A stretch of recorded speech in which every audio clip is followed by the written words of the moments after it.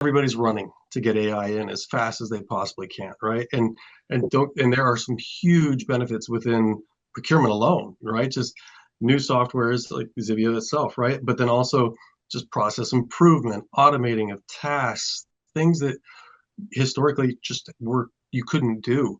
But when you look at a lot of specifically in procurement, when you're looking at skills based or your SOWs and your services, if you don't have a baseline of good data to really feed into that AI machine, the machine language, the Gen AI, it's not going to give you the information you need. It won't be able to process the information and provide a valuable output if you don't have that baseline of data. And that's the biggest issue that you see with a lot of companies, specifically in procurement. We go back to that conversation. The spend data they have, but they don't have the underlying project data of, what was this work actually being done? Who were the people doing it? What were the skills needed to do it? What were the deliverables we were working towards? And then even on top of that, what was the performance of that supplier? Were we actually satisfied with the product that they created? So it's like a chicken and egg, right? For at least I feel like in procurement, if you don't have that baseline of data to feed into kind of your AI systems that you're trying to create, it's the garbage in, garbage out methodology. Yeah, and this is where companies that aren't getting on top of this are just going to get left behind. And it's like AI has really reduced the amount of excuses that it's possible for organizations to have to say it's just too complicated for us to tackle our, spend on procured services. Well, it's not. Previously it might have been massive amounts of unstructured data. The type of scale, language, data problems that AI is particularly good at solving and streamlining, that excuse has just gone away. And so I think where companies are even failing to recognize this, I'd almost see it as a bit of negligent thinking, to be honest, bearing in mind the amount of money that organizations spend on services. It's roughly 50% of organizational spend.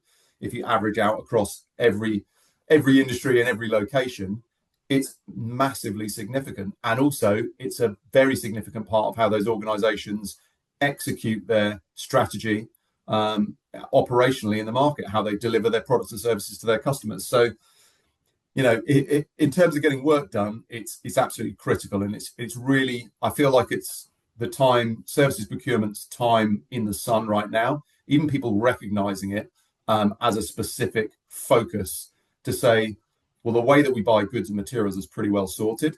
The way that we buy people, whether it's hiring permanent employees or bringing in contractors and temp labor, is very well sorted. But this is a massive gap. And in a lot of cases, it's what, 6 to 10 times the size of contingent spend easily. Oh, easily, and not even just the spend, right? I mean, and you talk about they've got it sorted, they've got a process in place for contingent labor and goods and services. One of the bigger issues that you see with services procurement is just the compliance issue, right? You've got so much services procurement being done in a T&M model, or even a manager directly managing these resources, and no one's thinking about what are the actual impacts of that. Or tracking it or monitoring it. So if you don't have the systems in place, you don't know a lot of what work is being done, especially in very unstructured organizations where managers are just managing to their budget. Well, and they don't have a policy in place other than, well, I can sign an agreement up to $1 million based on my career level, and I can bring in any work I want, however I want to do it.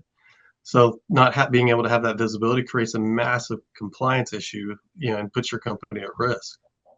Yeah, and it feels like this is the last big area of workforce or work delivery that needs to be solved. I had a really interesting conversation with a lady from Dow Chemicals recently, and also with a chap in Singapore who was most recently at Netflix, talking about total talent management. Total talent management is something that's been kind of bandied around for a long period of time, and it's kind of one of those topics that people, to a certain extent, when you go to conferences, people would kind of switch off to it. It's like, oh, it's the same old stuff coming out, and there's nothing new. But part of the problem with that, and what's being recognised now with the growth of services procurement as a topic and a big point on the agenda, if you haven't got all of those channels visible and to a certain extent buttoned down, there's absolutely no way you can coordinate, because you haven't got that base level before you move up to the next level. So I think the other exciting thing that this does, it opens up the door. Once you get services procurement under control and get visibility on it, then the organization can start to make decisions about what's the most effective way for us to get this work done? What are our resource channels? Where should we be pushing stuff? And in an environment as volatile and uncertain as today's economy, that's absolutely essential. And anyone who's not thinking about that, they're missing a trick, in my opinion. Oh, absolutely, right. I think it was Staffing Industry Analysts put out a report, and I think they said 22% of your physical workforce is outsourced. It's third-party labor, but that 3% of that is IC and contingent labor. The rest is your services procurement. So if you're not managing your services procurement, there's a massive portion of just people, money, spend that you are not even, you don't have visibility into.